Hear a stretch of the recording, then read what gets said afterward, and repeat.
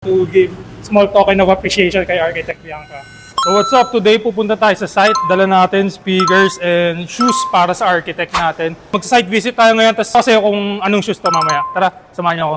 So a day in my life as a business owner. And once again, this is Lex, your sneaker specialist of Collector Finds. Walk through kita bago pa ma-finish to. So dito pala, wall na to, yung magiging shelf display natin pero adjustable siya, so natatanggal. At sa gitna, magkakaroon tayo dito ng interactive TV wherein browse kayo sa website. Dito, countertop, no?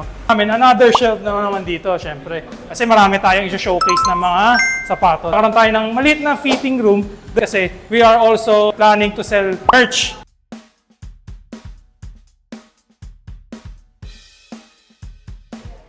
Ayun, oh.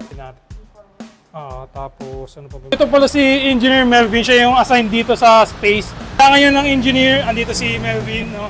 I-drop down his Facebook na lang. Sa dito, una, malayo ka doon. Mahirap saglit.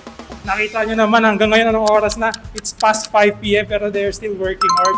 So with that, I want to give small token of appreciation kay Architect Bianca. Unboxing. Ay, unboxing talaga. So this is, bagong release siya. Puma Ballet. Kasi nakita ko naka-ballet siya.